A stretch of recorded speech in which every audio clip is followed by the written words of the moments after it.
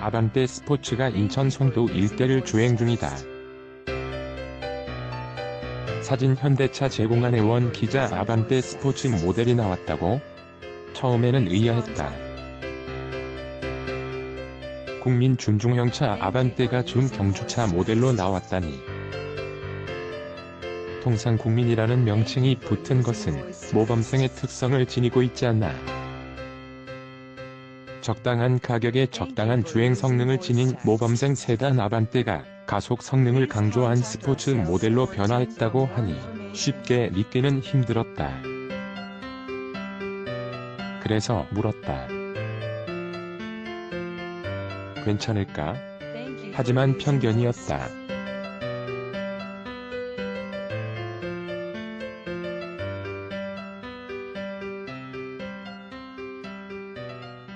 가속 페달을 밟는 순간 이를 깨달았다. 가속 페달을 끝까지 누르자 엔진음과 바람 소리가 뒤섞여 울린다. 그 순간 차체가 앞으로 튀어나갔다. 계기반의 속도계 눈금이 순식간에 바뀌었다. 아반떼 스포츠가 정지 상태에서 시속 100km까지 걸린 시간 0-100은 8초 이내. 아반떼는 확실히 변했다. 지난 3일 인천 송도에서 아반떼 스포츠를 만났다. 송도는 오는 20일에서 22일 코리아 스피드 페스티벌 KSF 2차전이 열리는 장소다. 스포츠의 레이싱 첫 데뷔전을 치르는 곳이기도 하다. 시승은 인천 네스트 호텔을 출발해 KSF 2차전이 열리는 송도 도심 서킷까지 왕복하는 약 70km 구간에서 이뤄졌다. 모델은 익스트림 셀렉션. 송도 도심 서킷 앞에 세워진 아반떼 스포츠. 이날 날씨는 거리에 입간판이 떨어질 정도로 강한 바람이 불었다.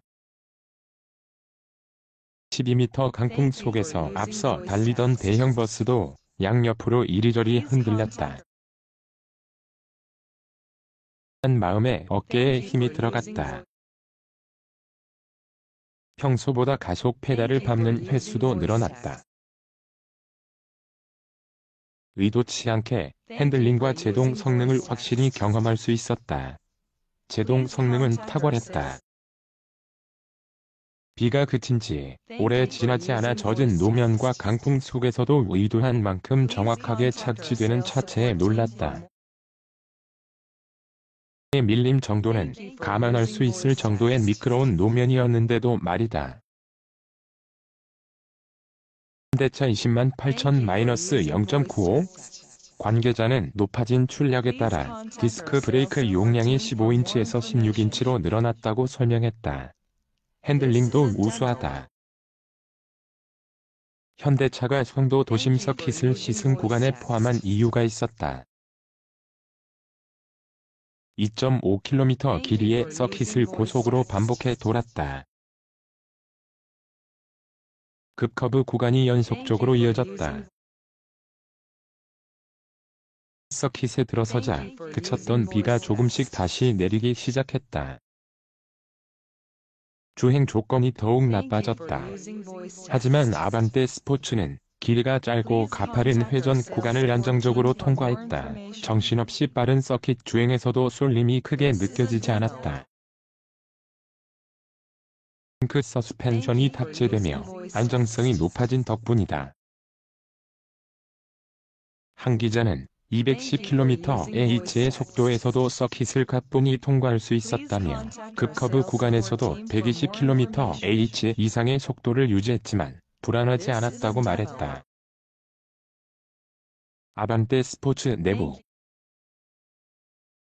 성능의 변화는 크지만 디자인 변화는 이에 못 미친다.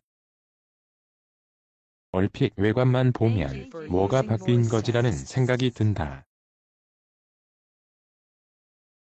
듀얼 머플러와 전면 그릴에 부착된 터보 엠블럼, 후면에 적힌 스폿 글자가 없다면 기존 아반떼 모델과의 변화를 쉽게 알아채지 못했을 것이다. 실내도 마찬가지. 세계 가죽 시트 외에 센터펫이야 등 내관 디자인은 기존 아반떼와 비슷하다. 그 구간을 고속으로 진입했을 때 D컷 모양의 핸들이 거슬린다. 이는 각도가 커질 때 손에서 핸들이 한번 걸린다. 시승을 마친 후 연비는 13km를 기록했다. 보카 연비 12kml보다 약간 높은 수치. 시승 내내 급가속과 급정거를 반복했던 점에서 나쁘지 않은 수치다. 2,410만원이다. 송도 안혜원 한경닷컴 기자 ANHW@한경.